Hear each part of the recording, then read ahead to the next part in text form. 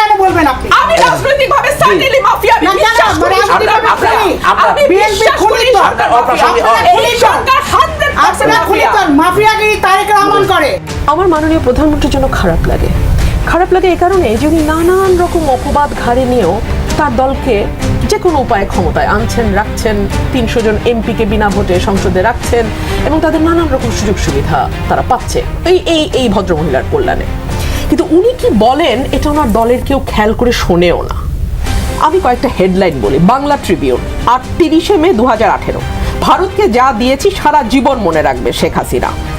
ntvbd.com, ভারতকে যা দিয়েছি সেটা তারা সারা জীবন মনে রাখবে। ৩০ মে 2018। আগের লাইনগুলি পড়েন। আমি শুধু একটা লাইন বলেছিলাম।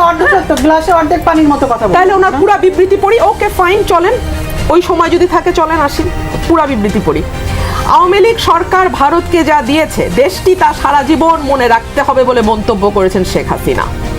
আরো শুনবেন? বলবো? আপনি সময়ও টানবেন, আপনি বক্তব্য জানতে চাইবেন। আমি একটা কথা বিনীতভাবে বলবো, খুবই বিনীতভাবে বলবো, আপনার দলের নেত্রী ওনার বক্তব্য জানেনই না। একজন বলি জি। প্রধানমন্ত্রীর জন্য খারাপ লাগলে, যদি খারাপ লাগতো সেটা আপনার বাবার লাগতে পারতো, বা আপনার বাবার জন্য আপনার বাবা বঙ্গবন্ধুর জন্য আপনার বাবার খারাপ লাগতো। আপনি তো প্রধানমন্ত্রীর জন্য খারাপ লাগবে না। প্রধানমন্ত্রী সমালোচনা করবেন, আবার আপনি সংসদে যোগ দিয়ে গাড়ি বাড়ির জন্য। এই কথাগুলো কি রেলেভেন্ট? না, প্রধানমন্ত্রী সমালোচনা করবেন। যেই লাইনটা বলেছিলাম এটা কি নিউজে আছে না? না, আপনি আমার কথা শুনবেন। প্রধানমন্ত্রী সমালোচনা করবে, এই লাইনটা কি উনি বলেছেন না বলে নাই? মানে মাফিয়া, আবার সেই মাফিয়া সরকারের কাছে উনি অ্যাপ্লিকেশন দেবেন, জমি নেবেন, বাড়ি নেবেন, গাড়ি নেবেন, সেটা কেন চাইবেন? আপনি কি করে জানলেন? আমি জমি একজন উইথড্র করেছি, আপনি সেটা জানেন না। আপনি রুবেল ফারহানা যেটা বলেন সেটা বিশ্বাস করেন না। সার্টেনলি বিশ্বাস করি। জমির অ্যাপ্লিকেশন যদি কেন বলবেন আপনি? আমি রাজনৈতিকভাবে সার্টেনলি মাফিয়া আমি বিশ্বাস করি।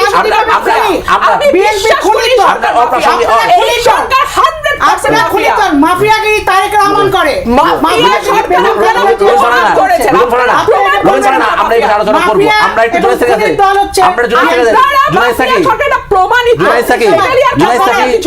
একটু সময় কেন আমরা